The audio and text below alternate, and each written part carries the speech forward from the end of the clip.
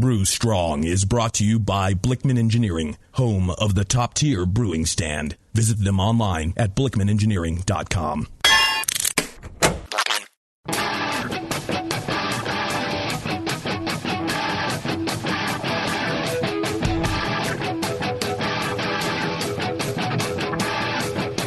Brewers, it's time for the beer radio you've been looking for. This is the show that dispels myths, tackles the toughest topics, and makes no apologies for geeking out on beer. Hosted by two guys that drink before they think, Jamil Zainasheff and John Palmer. This is Brew Strong. Hey, howdy, hey, my brewing brothers and sisters. Greetings. The main Cretin himself. Yep. John Cretin Palmer. I almost said Blickman. That was his given middle name? Yes. Mm-hmm. Given like the finger. Yeah. Huh? How about that John Cretin Blickman? Yep. Our brother. John's always game. Yep. Oh, yeah. Well, he's game he makes. That is a tiny little beer. All I need. There you go. Well, very easy. John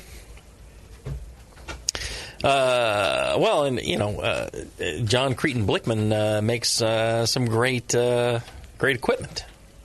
He does indeed.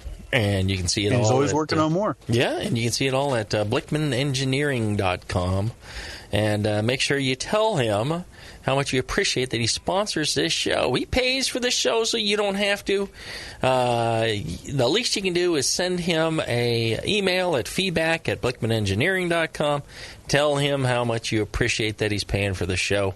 And, they're giving away, for the first time ever, a grand prize of a Brew Easy system this holiday season. The winner's going to be announced the week before Christmas, so you just got a little bit of time. Get in there and clickety-click and typety-type. What you do is click on the banner on their webpage, blickmanengineering.com, and you can sign up for this giveaway. They're not only giving away the Brew Easy system, they're giving away other prizes like a Quick Carb, a Cornicle, a Hellfire Burner, and the Brew Vision thermometer. All for free. You just go to blickmanengineering.com and sign up. Couldn't be better. The ever wonderful Cretin John Blickman is taking care of you peeps. So check it out. Well, and what else you been up to, John? Have you got any more trips planned? You got you staying home for the holidays? Staying home for the holidays, though we'll be heading up north for New Year's, our annual New Year's family get-together. Oh, yeah. But, yeah. We are brewing Evil 3 on December 28th. Oh, nice. If you want to join us. I might. Mitch Steele and Tasty. Wednesday, December 28th. It will be fun. Absolutely. Yeah. Oh, come on out. That's one of my favorite beers, too. There you go. It's going to be even more delicious. All right, I'll make a point of coming up. There you go. So my month-long trip to Europe has now got a week tacked onto it at the beginning for Boston. Oh, really? Wow. I am literally gone more than the entire month of March. That is a long one. Yeah, well, in fact... February 28th through April 2nd. Yeah. Yeah, it was at Peru just asked us if we could come out in March. Yeah. And, yep. The Machu Picchu homebrewers? Yep. No? Or let's see. No, was that Norway? No, not Norway. Ireland. Anyway, I know we get a lot of invites, and we had to... Yeah, I know you had to decline this one because you're already away for that month. Yes. Yes. The entire month. Yep. Oh, and like Norway or something, or... Yeah, that might have been Norway that time. Yeah. Yep. Gone. Yeah, I love going to these places. I sure do love it. Sure do love the travel, though. It's a lot of fun getting to meet everybody. Yeah, I'm not a fan of the travel, but I'm a fan of meeting the people at the other end and hanging out and learn all about what they do and how they do it. And I just love that part. I loved our trip to Singapore. That was just awesome. Me too. And we have a good time with great people. Mm-hmm. Another awesome trip.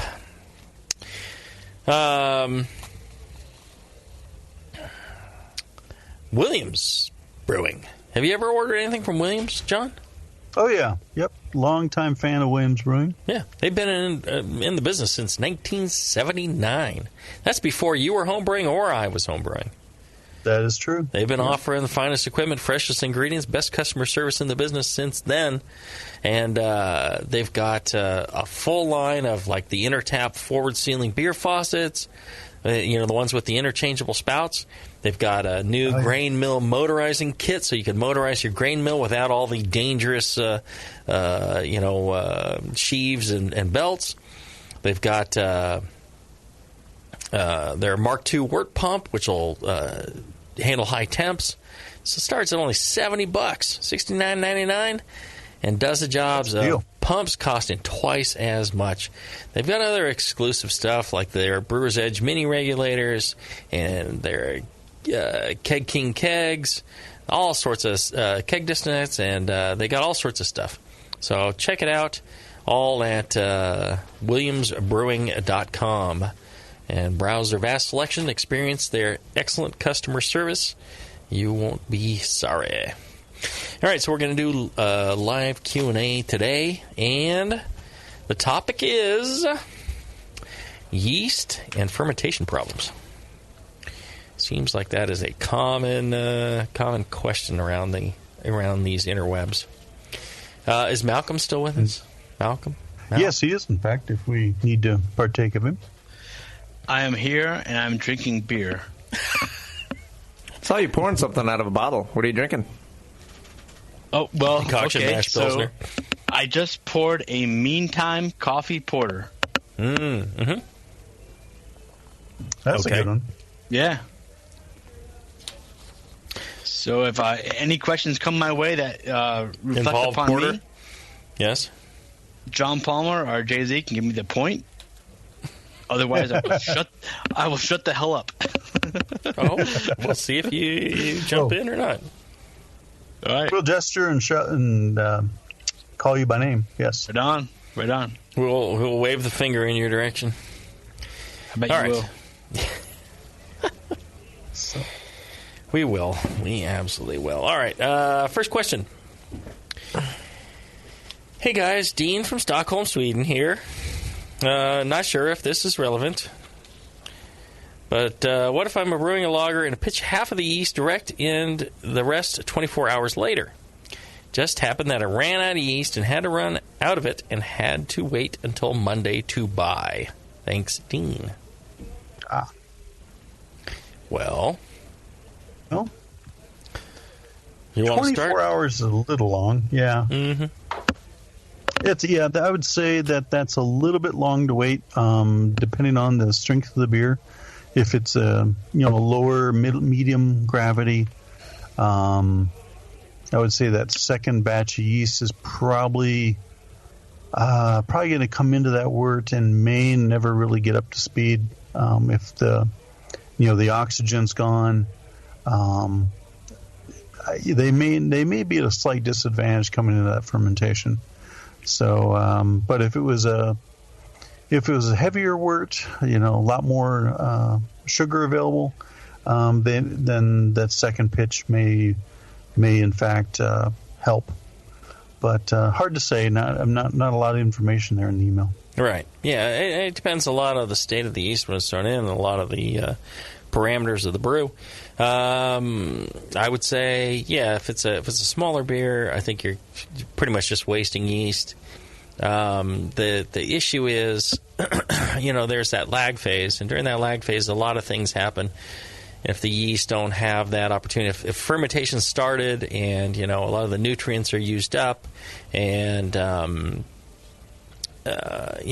alcohol is already being produced, the yeast may not really jump in and start fermenting as well. So you might have done just as well to leave it out.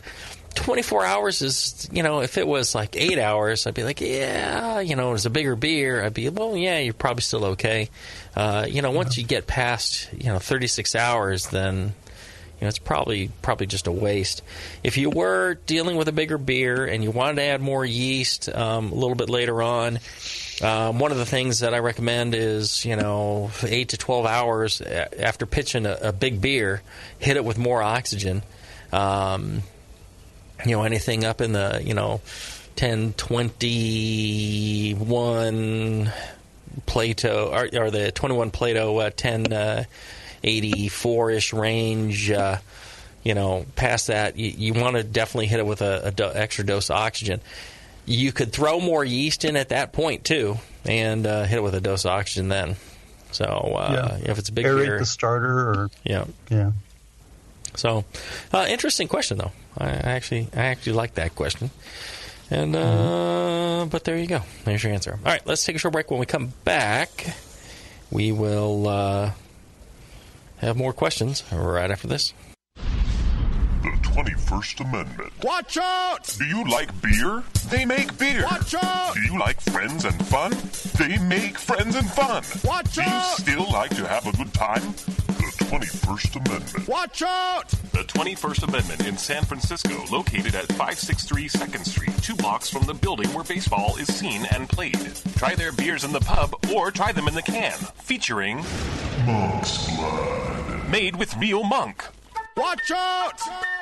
So why not have the best time of your life? Go to the 21A and Sean O'Sullivan will personally greet you with a can of Monk's Blood. The 21st Amendment. Watch out! This advertisement is not in any way affiliated nor associated with the 21st Amendment Bar and Pub, nor its subsidiaries or affiliates. This telecast is not copywritten by the 21st Amendment for the private use of the Brewing Network. Any use of this telecast without Jamil Zainashev's consent is prohibited. Suck it, JP. Your support of the Brewing Network means everything to us. We couldn't produce shows without you.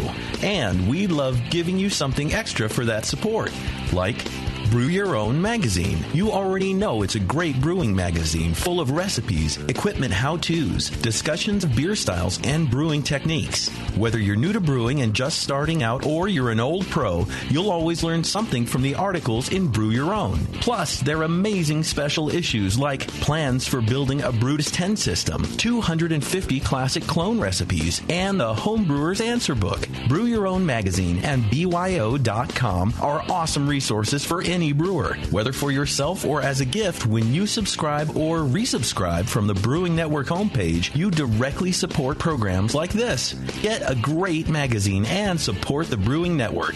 Subscribe to Brew Your Own right from thebrewingnetwork.com. The Vault, created by White Labs. The Vault is a collection of new, creative, and unique yeast strains from around the world. These strains have never been available to homebrewers. Most have not even been available to professionals. You have the power to release the yeast. Through The Vault, White Labs is giving you the power to decide which strains are put into production and giving you the opportunity to brew with these strains. Visit whitelabs.com/thevault and pre-order the yeast strain of your choice and encourage your friends to do the same.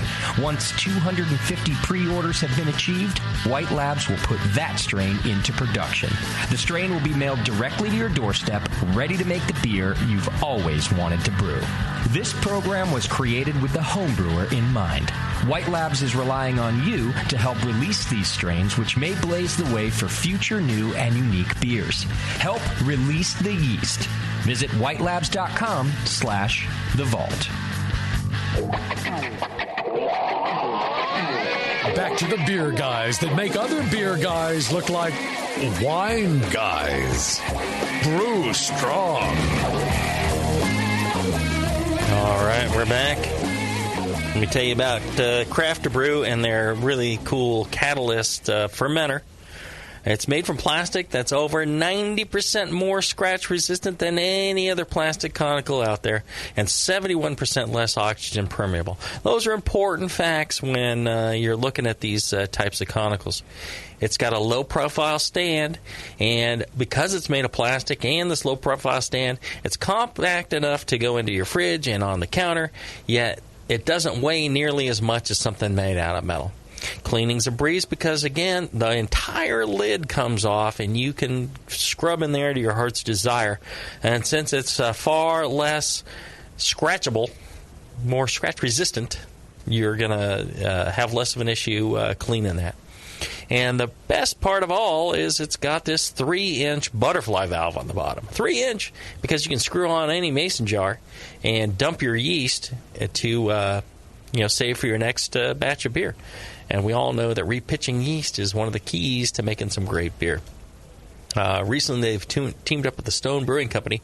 You can go to their website, and they've got a version of the famous Stone Pale Ale available to do in your craft brew catalyst fermenter. Just ask Jeff Angel in a few weeks about his new catalyst, because they gave one away on our show to the famous magician Jeff Angel. He's going to brew a beer and then make it disappear. Right. There you go, pint at a time. Visit craftbrew.com to check it out today. All right. Next question. Here you go, Porno Steve. You can read these. Oh, okay. Or should I say Porno Brews? Porno Brews. Cool. Mm-hmm. Apparently I had a name change. There we go. Porno Freddy. You look very much like Freddie Mercury. Yeah! All right, anyway. Your teeth aren't big enough. Oh. We get some chiclet additions for you. Hi, guys. I was thinking of experimenting with an ale and lager fermentation in the same batch of wort. My plan is to start with an ale yeast that is not cool temperature tolerant, and then after about 50% fermentation, cool and pitch the lager yeast and finish fermentation as a lager. Do you know of any beers that have tried this? I'd appreciate your thoughts on this, and if you have any suggestions to make this successful. Make it successful. Split it into 2 separate words. Pitch the ale yeast in one and the lager yeast in the other, and then blend the beer at the end. Because if you ferment 50% with ale yeast and then throw in the lager yeast is probably not going to do anything whatsoever. It's not going to start fermenting. There's too much alcohol in there. The nutrients are essentially depleted, and you're just not going to get the lager yeast to do anything at that point. Or you could try a blended ale and lager yeast at the beginning, throw them both in at the beginning into the wort, and start with... I would start with a lower temperature and then raise the temperature up, because if you start with a higher temperature and crash the temperature down, you're just going to kind of make the yeast go to sleep. Yeah. You'd probably want to start no lower than 55, maybe more like 58 or 60. Right. Yeah. Interesting. It's not something I would attempt, just because... You ever done anything like that, Malcolm? What? So I am a anti-conventionalist, and I will do the very modern high temperature lager profile, and I have been. No wonder you can't make a good decoction beer. God damn it! Yes, your fermentation screwed up. I will tell you this, Jay-Z. I have been rewarded by ignorant judges. And they have unfortunately rewarded me with a medal. A metal plate in your head? Or what? Yeah. Regardless of my process, I have unfortunately won categories. Okay. 100 ales and lagers? Or? Yes. So you just started drinking now, right? Yes. Okay. All right. I'm just seeing how much it takes. Okay. Yeah. I've unfortunately been rewarded by medals and despite having done high temperature lager fermentation. When you say high temperature, what do you mean? So I will typically pitch at like 50, 52. Ooh, man, that's high, yeah. Ridiculous. That's fine. And I don't necessarily claim that's the best way. Yeah. I'm just saying that. No, 50-52 is fine. In the competition, some people do not know. Oh, no. 50-52 is fine. The trick is to just raise it up from there. To just, finish higher at the end. That's really more important than starting at, like, say, 45. Here's your next thing. You could try, a batch of, fermentation process.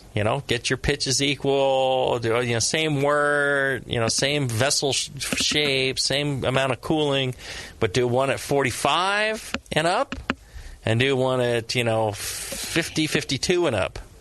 I bet you're probably not going to get a lot of people that can taste the difference. You might. All I know is I have a friend of mine who, him and I have gone back and forth on brewing processes, and he is a very successful competition brewer, and he has beat me more times than I wish to admit. And he does not mind pitching slightly warm and raising it up. Mm-hmm. And I have gone more traditional. Mm-hmm. And this particular person is now a professional brewer, and he has beat me more than I wish to admit. Well, a lot of times it's based on something else. Like, he's better looking than you. Yes, he's taller. Smarter, taller, yeah, faster. Yeah. All those things. Yeah. But I think one of the most important parts of the lager brewing process is whatever temperature you start at, you got to finish higher than that. It's just like a critical thing. If you start at whatever temperature and just finish at that temperature, your lager's not going to turn out very good. You got to get that rest at the end, and really, if you can move that rest forward, to like the last half or third of fermentation, then you really get a beer that dries out, cleans up, and really does taste better. Now, would you have gotten slightly less esters, slightly less, this, that, or the other thing by starting a little lower? Quite possibly. But I think that effect is fairly minor. And I think the most important part is, going with that rising temperature towards the end to really push fermentation to finish and to clean up after itself. Yeah. Well, not even dryness, because you can have something that's sweet, but to full attenuation, right? Full attenuation and the opportunity to clean up, all those other compounds. You're getting rid of your buttery, your green apple, and if you have vigor in your fermentation, you blow off more of the sulfur. So that's right. That's really the important part of the whole process. So I imagine you should do a test on that and try one lower and try one higher. Try one at 60 and try one at 45 or 50. A 10-degree difference. I bet you. I welcome all challenges. You might see a difference. Absolutely. I'd be interested in that one. Go brew that one. We'll talk to you next week when you have that one done. Right? All right. Go do it, and we'll do another show on that one. That would be fun. No let's see. Porno Bruce. What's next? Yeah, Porno Bruce. I don't like Bruce, man. Porno Freddie Steve Bruce. That's my middle. That's my other middle name. Besides Dildo. Freddie Steve Bruce Dildo the Third. You get your ass over here.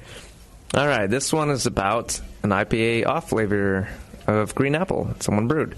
It's funny that you prefer the name Dildo to Bruce. Hey, man, you know what? I just got to keep up with my profession. It's called being a professional, Jamil. At first I thought you'd said Porno Brews, but... That's what happens sometimes. That's the next brewery name since all the others are taken. Porno Brews. Porno Brews. Okay. All right. So this guy brewed a typical IPA. Its original gravity was 1.048. It was 90% Maris otter, 5% Victory, 5% Munich, and 1 ounce Caramel 40. The batch is 10 gallons. He boiled for 60 minutes. The hops was 1 ounce of each of the following. He did 60 minutes of Chinook, 20 minutes of Centennial, and then 5 minutes of Centennial. Flame off. The emergent chiller starts, brings the wort to 170, stop cooling, and add Galaxy Citra, Whirlpool at 170 for 15 minutes, and resume chilling. You can have Karate Kid brewing or Mr. Miyagi brewing. Flame on, flame off. Flame on, flame off. Huh? All right. Yeah, it's a great idea. Might think about it. Okay. All right. For complete details, the wort did not cool below 80 Fahrenheit. So you put the wort in 2 6-gallon glass carboys, put in the fridge, temperature probe, is in the wort. Next day temperature is at 64, oxygenated and pitched, about 1 pint of WLP 007 English Dry Ale. Second generation house harvest to each 5 gallons. Fermentation went well. Starting second day, 1 degree up, 64, 65, 66. After 5 days, gravity was 1.020. Because I want to dry hop on or during active fermentation, and because I want to harvest yeast, I rack the beer at 1.020 gravity to clean. Carboys with Galaxy and Citra as dry hop at 1 ounce each for each 5 gallons. I assume that enough yeast will rack with the beer. Lo and behold, fermentation stalled. After 1 week with dry hops in, gravity was still 1.016. After 10 days of gravity was 1.014. I added a pack of Safe Ale US 05 hydrated, split between the 2 carboys, as well as another ounce of Galaxy to each, and raised temperature to 71 Fahrenheit. Finally, after 2 weeks from the first dry hopping and 4 days of the second dry hopping, beer gravity is 1.010. Rocked it, kegged it, added gelatin, CO2. Beer is great. Tropical fruit, pineapple, mango, citrus, no diacetyl, but it's a subtle green apple in the finish or in retronasal. Question. Is green apple a normal flavor with tropical IP like this, or is it due to long dry hopping, chlorophyll, or is it because of stalled fermentation? Well, it's hard to know without actually tasting the beer, but it's if it's truly like an acetaldehyde, it's a fermentation problem. So I don't think it's from the hops. I don't think it's from chlorophyll, or I think it's from stalled fermentation or something like that. Well, I was kind of going the other way. I was thinking that might be a hop character from the dry hopping that maybe he's picking up and interpreting as acetaldehyde. Right. Again, without tasting it, you don't really know for sure. But if it truly is, then it's from fermentation. Yeah. If it's just a mistake, then hops don't. Yeah. Send it in. No, don't send it in. No. But I like beer, man. All right, well, send it in. Porno Freddie Steve Bruce. I don't know who I am anymore. My identity's gone. Well, drink it and tell us if it was green apple-y. How about Porno Allen? Porno Allen? No. The Porno Allen Project? Please. The Allen Porno Project. There you go. Allen Porno Project. There's the brewery name. The Allen Porno Project. Yeah, there's the brewery name. Okay. I don't know. Let's do one more question. How many questions have we done? I've lost total we've done 2. 2? Oh, I think so. All right. Might be 3. Or maybe 3. I think that was the third, because I did 2 and you did 1. Yeah, we took a break. I don't know. All right. Well, let me tell you this. Let me tell you about the AHA and their excellent member benefits. The Zymergy magazine, the member discounts at bars, breweries, and homebrew shops, the Brew Guru app, which Malcolm is a great fan of, to help you find those member deals. And if you go to the brewingnetwork.com website and you click on the Join the AHA link now, through Christmas Eve, using the promo code BNARMY, you're going to get 2 free books mailed to your home. It's going to be Wood and Beer, A Brewer's Guide, and Designing Great Beers, the Ultimate Guide to Brewing Classic Beer Styles. all for just signing up. Like the Zymergy alone is worth the price. The member discount's worth the price. You can go to these, and especially easier with the Brew Guru app, you can see all these places, the breweries and pubs and stuff and restaurants that offer the discount and homebrew shops.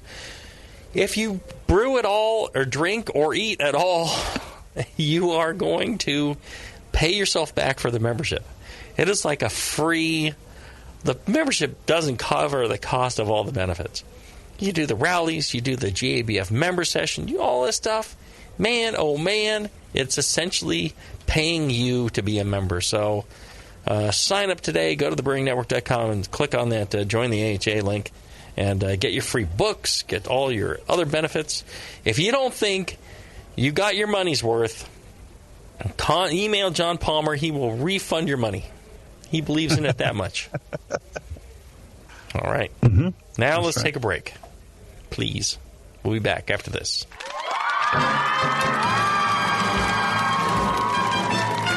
Hey there, BN Army. Have you heard the latest at Hop Tech? Since Hop Tech has doubled in size after a huge expansion, Jade and Roberto can stock even more of the best quality homebrewing supplies and equipment. Over 60 kick-ass varieties of hops and malts, monster truckloads of quality brewer's yeast, including White Labs, Y-Yeast, and multiple dry yeasts. They even have all grain systems from Grainfathers and Ruby Street Brew Systems, thanks to Jade, the brand new all-grain brewer. And don't forget about their 10% discount to all BN Army members. Jade and Roberto are waiting for you and all of your brewing questions over at hoptech.com. Hoptech, totally not sucking since 1983.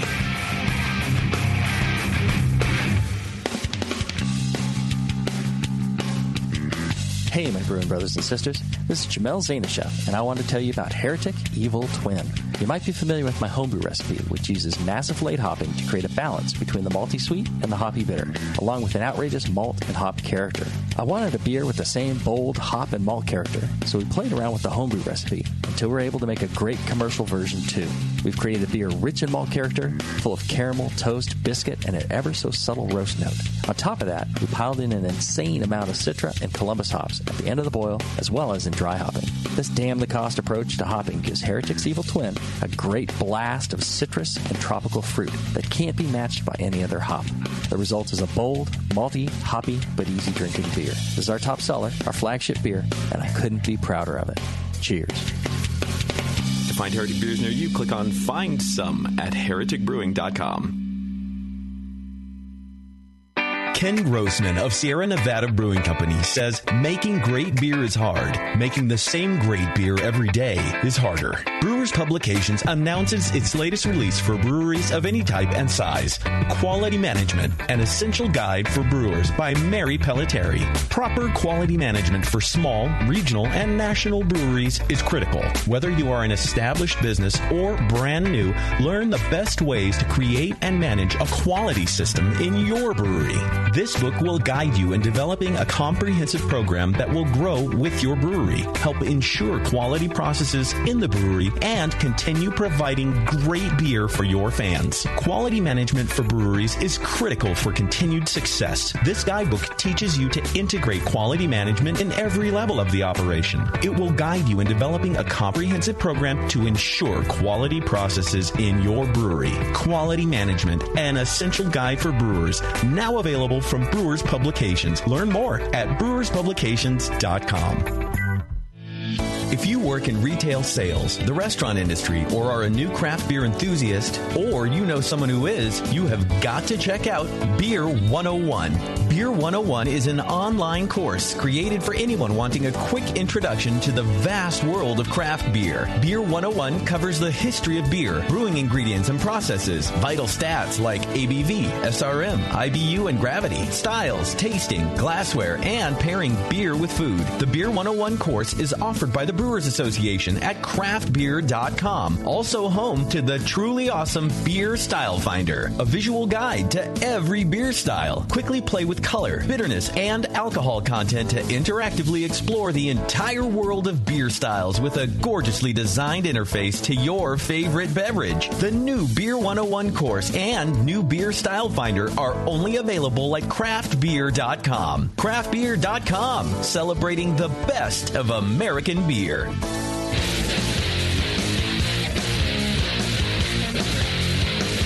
Back to the two guys that know how to turn beer into beer. This is Brew Strong.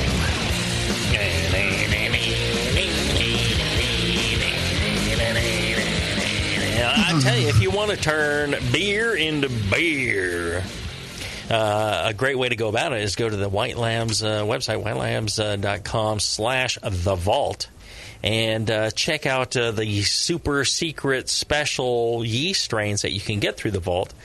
You go in there and essentially you kind of vote and say, you pre-order and say, oh, I want this one. This one is absolutely cool. And if everybody kind of agrees and, it's the one that gets the critical mass of votes, well, they go ahead and make a big-ass batch of that and send it out to all the people who voted on that one or pre-ordered that one. It's kind of a secret way is to get everybody, all your friends that brew, go on social media and get everybody to vote for a certain yeast strain, explain why it's, absolutely coolest. It's from a brewery you love, it's historic, it's, unique. And that's the kind of yeast that they have in this thing. Yeast that you just can't get except through their vault. They've been collecting yeast for, over 20 years. And they've got thousands of strains that you never get access to. And that's why this program is so cool. You can go in there, check out all these different yeasts, try something you've never been able to try before and get access to it. And the cool thing is if you're like a yeast geeky person, you can get one of these yeasts. You can go ahead and plate it out yourself, and then you got access to it anytime you want. Yeah, there's your secret. So check it out, whitelabs.com/thevault, and your order could push the next strain into production, so check it out. All right, next question. Porno Jerry. Pornographic Dildo Steven. I'll go by his formal name. Thank you. The name his mother used. This one, SO4 struggles. Mm-hmm. Okay. I have been brewing for years using a lot of different yeasts, liquid and dry. I've been experimenting with SO4 and SO5 lately. SO4 has been giving me a headache. 4 batches in a row have stopped at 1.020. Here are the statistics. Cell count. The batches were 20 liters. Rigid gravities ranged between 1.040 to 1.054. All batches were inoculated with two 11-gram packs of yeast each. The temperature. Mash temps were roughly 67 Celsius to 69 Celsius. Fermentation temperatures were 17 Celsius to 20 Celsius. I've had no problems fermenting with mash temps up to 73 Celsius. Grain selection. All batches had more than 75% quality 2-row. Oxygen, I don't add pure oxygen, but do splash heavily when transferring. This has been fine for other brews' yeasts. Fermentation health lag was short in all cases. Bubbling and krausen has occurred within 12 hours. Heavy, thick krausen within 24 hours. The statistics are indicative of most of my brews. Any other yeast I have used has finished within 2 points of the estimated final gravity. SO4 has been as far as 7 points off of estimated final gravity. Last batch was 1.040 English bitter. Other English yeast liquid have finished this beer out in 3 days. Started at 17 Celsius and raised it to 19 within 3 days. Bubbling had showed signs of slowing by end of day 3. Shook the fermenter each morning and night to rouse the yeast. Nothing I did seemed to fix the issue. I brewed the same recipes with SO5 and they all finished where I expected. Any ideas on what could be the issue? I like the flavors it gives and the attenuation. I would love to use it more often if I can get it to behave in a more predictable manner. Oh, I got a couple of things. First off, I don't know if he's rehydrating. However, it sounds like he may have used other dry yeast like Nottingham or something like that. So perhaps he has been rehydrating. I don't know. Rehydration will, carry up to 90, 95% of the yeast live. If you don't rehydrate it, 50% can be dead. So you want to rehydrate. He doesn't mention that, but I'm assuming that's not the problem because he's had success with other yeasts. He doesn't mention using. He says he doesn't use O2. He just uses air. Well, that can affect the attenuation level dramatically. You can without enough oxygen, the yeast will not finish out sometimes. So O2 can be a good thing, but again, he's saying other yeasts. He's gotten the correct numbers, so maybe his splashing is good enough, and his pitch rates seem substantial. So I'm saying, well, maybe that's not the problem. Maybe it is dry yeast versus liquid yeast. Well, then that could be the problem. But the most likely thing that I'm coming up with, and I also ran through, well, it could be a malt issue, it could be so many other issues. But since I assume that would all be the same across his brews, the one thing I've come down to, see, this is the process that we go through mentally when we answer your questions. Right, John? Right. You run through 20 different possible scenarios while listening to the question. That's why sometimes we miss some things, because we're writing notes and thinking about the answer.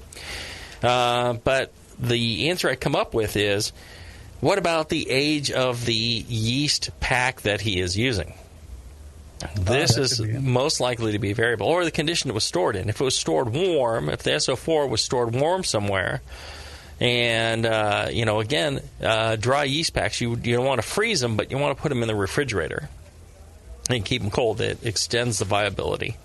So that possibly could be the issue. I mean, different yeast strains will have different fermentation characteristics, but the SO4 should finish out a little drier than that. Too. Yeah.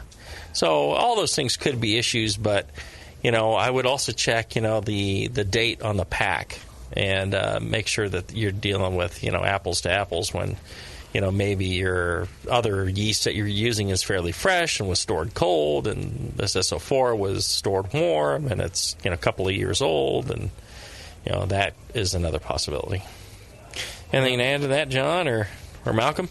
Well, yeah, just one thing I'm going to add is that I did a series of aeration experiments for the latest edition of How to Brew, and doing pouring and shaking a carboy and splashing, and even using one of those inline aerators, that you put on the end of your siphon hose, where it kind of sprays it out.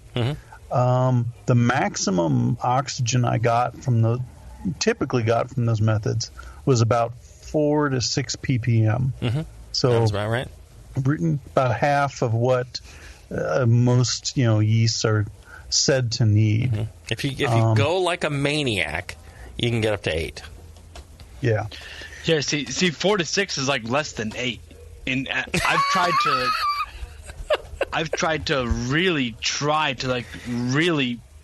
That's insightful. 4 to 6 is less than 8. Well, obviously, but I've tried to go on extreme and splash beer and wort at this point into a carboy, and I've had a hard time getting up to 8. I've had a hard time. Yep. That's about the max you're going to get. With air, I think the theoretical maximum with air is 8. Right. You depending on your elevation and temperature, you can get up to 10. At sea level. But I think that's nigh on impossible. Yeah, it is difficult to get up there at most elevations. So oxygen's the way to go. Yep. Or extended aeration with an air pump, because then your arms don't get tired. I mean, Malcolm, I imagine your arms got quite tired when you were going extreme. My right arm is very strong. I don't know why. It's much stronger than my left arm.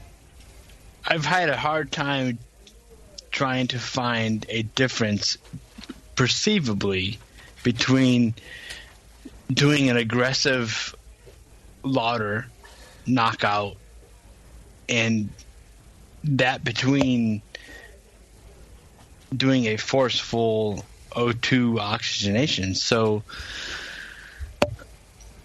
now, I mean, I haven't done an exactly controlled experiment between a forceful lauter and O2 oxygenation, but I haven't seen it yet.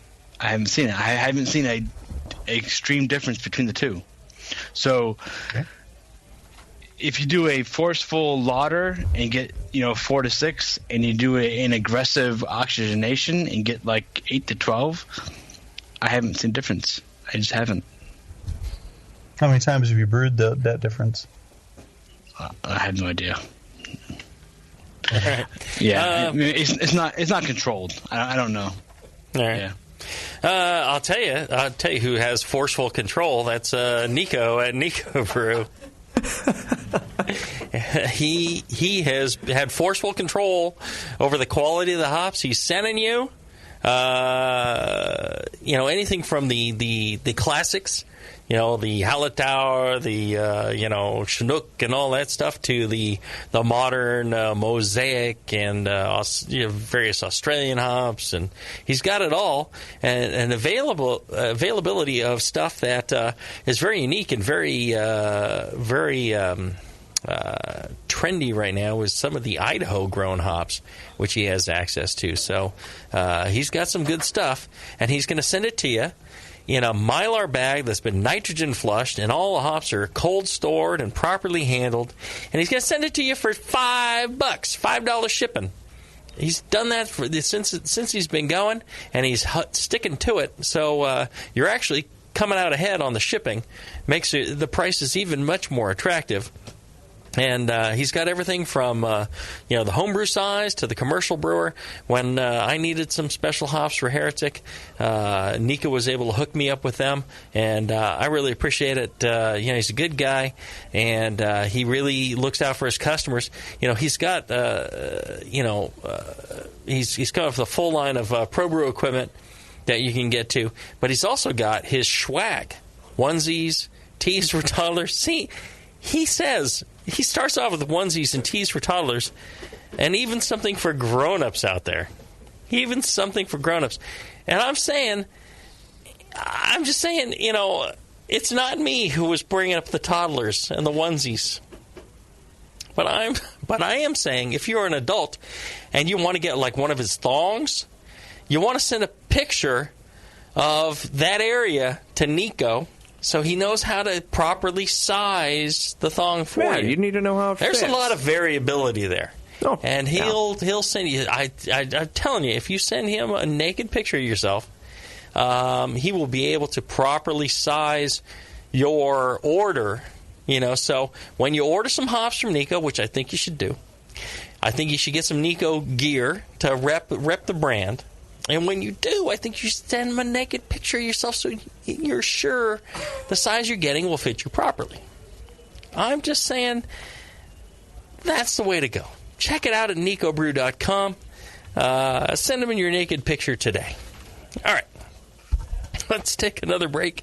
When we come back, we'll wrap up with more of your Q&A right after this. Are you looking for a simple brewing system that's great for all grain brewing, but everything on the market seems to be full of compromises? Blickman Engineering has the answer. The Blickman Brew Easy All Grain Brewing System. The Brew Easy is a complete system with easy upgrades and a beautiful compact design, perfect for any size brewing location. At its core, the Brew Easy is built on two gorgeous Blickman Boilermaker brew kettles, a high-temperature March pump, and either a top-tier gas burner or the new Boil Coil electric heater. The Brew Easy adapter lid allows the pots to stack on top of each other, forming an efficient, strong, and compact brewing setup that comes in 5, 10, and 20-gallon batch sizes. Upgrade your Brew Easy system with full automated control by adding a Blickman Tower of Power temp controller, and make moving around easy with the Blickman Kettle Cart. The Brew Easy is modular. If you already own a Boilermaker kettle, you can build your Brew Easy by purchasing just the modules you need. The new Brew Easy all-grain brewing system. See it today at BlickmanEngineering.com and brew with Blickman quality on your new Brew Easy.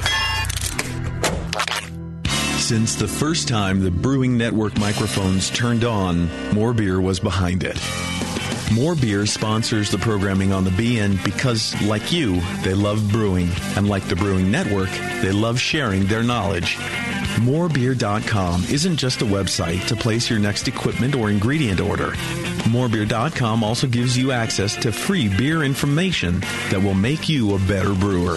Go to morebeer.com and click into the Learning Center. You'll find podcasts, technical facts, video tutorials, and more, including access to The Buzz, More Beer's social network of more than 5,000 members. And some of them might even be crazier about beer than you are. Get over to morebeer.com today and take advantage of The Buzz, the forum, the Learning Center, and make sure you're signed up to receive the newest More Beer catalog. More Beer, bringing you absolutely everything for beer making. When I order a beer, I want my server to know more about it than I do. I want someone who enjoys good beer and loves helping others enjoy it too. I want someone who knows how to pour a perfect pint for every beer style. I want a Cicerone.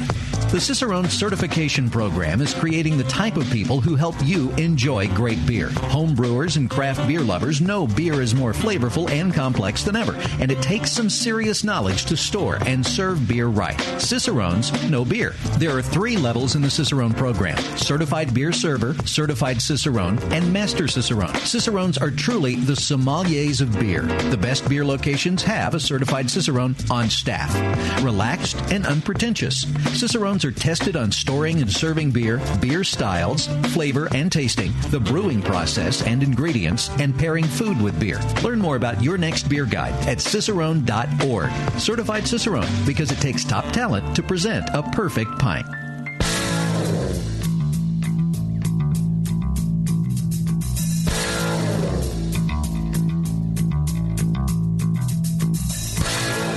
Learning to brew has never been so disgusting. This is Brew Strong. All right, we're back. I'll tell you, Steve, you get a lot of your supplies from adamandeve.com, correct? Oh, yeah, of course. I mean, pretty much the whole industry supplied. Yeah. There you go. Of course. I mean, you couldn't have pulled off the film, that award-winning film, Texas Crack Wrangler, without classic stuff from Adam and Eve. Classic, of course not. Right. No. There you All go. credit to them. Well, I'm telling you, you, our lovely listeners, can also partake of the same place that Porno Steve gets his materials, adamandeve.com. And for a limited time, like the last 10 years I've been doing the show, a limited time, you could use the offer code Jamel, Jamil, and you can go to adamandeve.com and you can get 50% off almost any one item. So you go to adamandeve.com, put one item in your shopping cart, right? Something that you think is going to thrill you or your partner or, whatever. And you're going to pay 50% of that. Look good on YouTube. 50%. And the prices aren't like jacked up. They're decent prices. You're going to pay 50% of that, half off. That's all you're going to pay. Because you're going to get free shipping on everything. And then they're going to throw in 3 free full-length adult DVDs. You're going to get the free Power O vibrating ring to use for pleasuring, whatever you want to pleasure. Or like we determined in the last thing, you put on your turkey leg during the family dinner and let that baby rip. Freak out your family. Yeah, put it on a carrot. Put it on a sausage and just like, hey, Grandma, here, Awesome. Don't say I told you to do that, because then they're going to think you're listening to the radio and it's causing you problems. And then they're going to come and turn me in. But seriously, you're paying half off of one item. You're getting all the rest of this stuff for free. That's all you're paying. And usually, all these good deals, they get you on the shipping and the handling. Well, not in this case. It's all free. Use the offer code Jamil, Jamil, at adamandeve.com and enjoy yourself. Either by yourself or with your partner. Enjoy. All right. One last question, and then we'll get the heck out of here. Okay. This one is about fermentation schedule / cold crash. Easy for you to say. Hey guys, Zach in Southeast Missouri. I have some questions about my fermentation temp schedule. I typically ferment on the lower end of a yeast's tolerance range for 10 to 14 days, then ramp up to 70 or so for a few days to help the yeast to clean everything up. I then cold crash by sticking the fermenter into the fridge set at 37. I've heard you say that cold crashing rapidly stresses the yeast and can cause problems. I haven't noticed any such problems, but want to do all I can to make the best beer. Am I better off ramping down temps for a few days before cold crashing, such as taking it down to 50 for a day or two, then cold crash the rest of the way? Really appreciate any advice. There's several things here. One is, 10 to 14 days or whatever temperature and then ramping up. You'd be better off, pitching the right amount of yeast, maybe even starting a degree or two warmer, and then, like a 2/3 of the way through fermentation, raise it a couple of degrees. If you wait until 14 days and then you raise to 70 from 60 something, 65, the yeast already gone to sleep. You get a few stragglers, not really the most effective. You want to raise your temperature as soon as you see fermentation start to slow, start notching your temperature up a little bit, once a day, a degree a day, or 2 degrees a day, whatever it be. And then you're going to get, your most activity, and it's going to be continuous. That's the best way to go. The beer should be done in 10 days. 14 days at the max. Should be completely fermented, reached attenuation. The yeast should have flocculated out. You should be, ready to package at that point. Oh man, I forgot the other thing. What was the other thing? Let me see that. Let me see that thing again, man. So Jamil. Yes. At the pro level, between 11 and 14 days, are you finding that your lagers are still complete? Yeah, should be. Everything should be done 10 days tops. Ales, pretty much done in 4 days. Lagers, 7 days. The rapidly cold crashing. All right, so cold crash, sticking the fermenter in the fridge set at 37. All right, so cold crashing rapidly will stress the yeast and cause problems. The problems you're going to cause are really on the repitching side. Well, there's two problems. One is when you rapidly chill the yeast, it kind of shocks them. And there's a few things that happen. One is it's going to express more of the compounds that are going to have a potential flavor active bit to them. So, when you're making a lager, you don't want to cold crash it because you're going to possibly end up with a slightly more estery lager. Same thing will happen with ales. If that's what you want, or if you want a really clean ale, then don't do that. The second thing that could be an issue is when you rapidly chill or rapidly heat the yeast, they will try to protect themselves. They express these heat shock proteins. And this is not a good thing on future pitches because they're using up a lot of their nutrients and their ability in expressing these proteins, and future fermentations will suffer from something like this. So if you're looking at repitching the yeast, well, then you want to avoid that. If you're not looking at repitching the yeast and it's an ale and you want to get a lot of character in it, then go ahead and rapidly crash it. I think, that could help. But if it's lager, no. All right? So, Jamil, I have a question. Sure. As opposed to cold crashing, what sort of temperature, cooling regime do you use for your lagers at the end of fermentation? Oh, at the brewery or? Yeah, at Heretic. So we will drop the temperature down over several days. So we just set the controller down a point or two, and okay, like a couple degrees a day, 5 degrees a day. Yeah, we try and I tell my guys to keep it to no more than 6 degrees a day, but they do typically 2 or 3 degrees a day. I mean, they'll change it some point before they leave. I tell them they could do it in the morning and they can do it at the end of the day. But they typically just tend to do it once a day. They'll change it like 2 degrees. And then, they just wait. And then the next day they'll change it again. So it tends to be a very slow ramp. Mm-hmm. And that's to cool after fermentation's finished, settle the yeast. Yes. Okay.